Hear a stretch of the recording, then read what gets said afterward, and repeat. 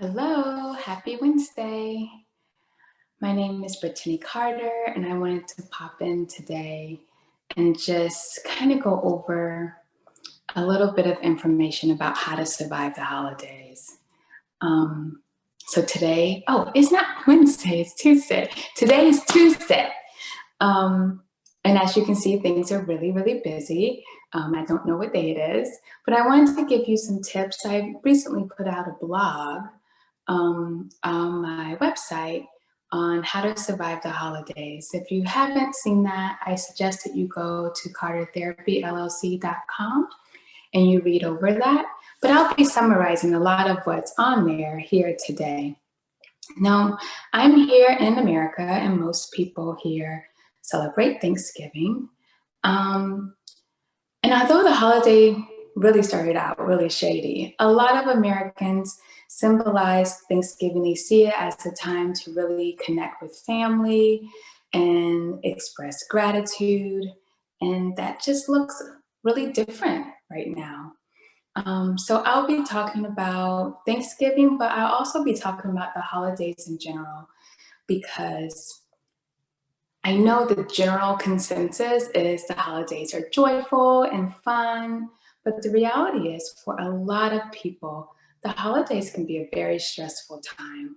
Um, so holidays can be stressful for a lot of reasons.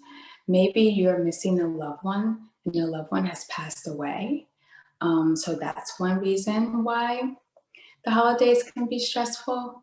If you're missing a loved one this holiday season, whether they died a couple years ago or whether they died from the recent pandemic for COVID-related illnesses, I want you to allow yourself to feel your feelings. Don't stuff down your grief, okay? Acknowledge the good times, acknowledge the sadness of while they're not here, and do one thing during the holiday season to really honor their memory. And that's one thing that may make holidays a bit different. Another thing is the fact that we're in a pandemic. And the CDC right now is recommending that we don't get together with people outside of our household. So a lot of people are missing out on traditions. They're having to make a lot of tough decisions. And whatever you are deciding to do this holiday season, it's a hard decision for yourself and your family. And we have the freedom to make these hard choices. But with those freedoms comes responsibility.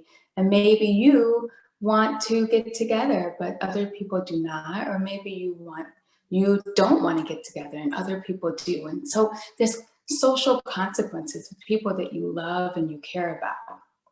So I wanted to talk about some things that you could do to help keep yourself safe as we are going through the holiday season. One thing is if you decide to meet with family or meet with friends, you are always allowed to change your mind. Okay, so if you say, okay, I'm going to do this, I'm going to mask up, traditions, I want to do this safely. If you get there and at any point you feel uncomfortable, you are allowed to change your mind. You always have that option. Something else you can do for the holidays, so just remember that it's have fun. It doesn't have to be perfect, right? So fun over perfection. Focus on being present and creating memories, whether they be virtually, but it doesn't have to be perfect.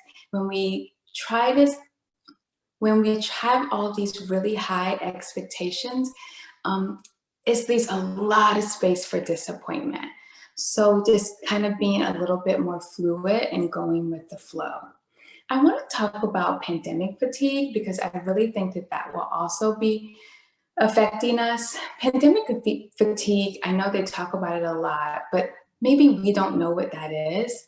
It's just since March, we've been going through COVID-19 and what does it mean? And what are the numbers and what's happening and what kind of restrictions? And we get so much information coming to us that we start to become a bit numb to it. And so that can affect older people, younger people, everyone, children. So it can affect anyone. And the symptoms are like restlessness, irritation, sometimes withdrawal from social circles, um, the depression and low mood. So there's a lot of things that can come with pandemic fatigue. What I suggest that you do to help with pandemic fatigue is to think about your holiday traditions. And I want you to find some things that you enjoy that you can still do this holiday season, even if it means just you being with the people that you have deemed safe this holiday. Like pick one thing that you can still do. So if your favorite thing is cranberry sauce, I want you, even if you can't have your grandmother's cranberry sauce, I want you to find a recipe, maybe FaceTime with grandma, if you can get her to figure that out, and make that cranberry sauce so you can have a little bit of home with you. So find a tradition that you can mimic or do so you can have that sense of closeness and safety. Listen, so many things have changed, okay? A lot of things have changed this year. 2020 has been a whirlwind. But some things, some of your constants, you can bring in and help provide that foundation. So I know I'll just leave my family as an example. We're just going to hang out, my partner and my two children. We're not going to be seeing any extended family, but something that we do on holidays is we always play games. So although it's just going to be my family here for Thanksgiving, we still plan on playing those games and having some fun and spending some nice quality time together. Another thing you can do to kind of help lift your mood is maybe during the holiday traditions, because there were so many people that you never got to do that one thing that you wanted to do. So you can create new memories and find new ways to entertain yourself and do togetherness. I definitely recommend reaching out to those older people in your families and checking in with them and seeing how they're doing. But this doesn't have to be a disaster, okay? Fun over perfection, bringing those traditions and modifying them and making them acceptable for what you feel safe with now. And I also want you to take care of yourself. Like watch out, make sure you are drinking enough water, make sure that you're getting enough sleep. I want you to make sure that you are listening to your body. And maybe you decided you're going to cook a whole meal by yourself. And you get halfway in it and you decide, you know what, I'm not going to make A, B, and C. That's okay. Give yourself some grace, give yourself flexibility. And the most important thing is just be mindful and live in the moment.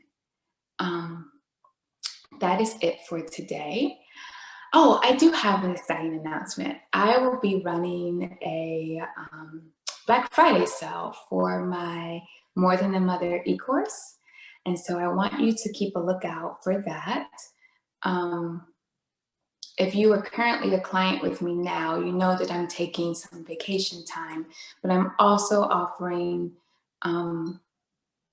20-minute phone calls to kind of keep in and check in and make sure that you're okay and you're on task and you're able to be successful during this holiday season. And I just want everyone to be safe. Again, my name is Brittany Carter. I'm a licensed mental health counselor in the state of Florida and also a trauma-informed yoga teacher. And I want you to take care of you this holiday season, whatever that looks like. Okay, goodbye.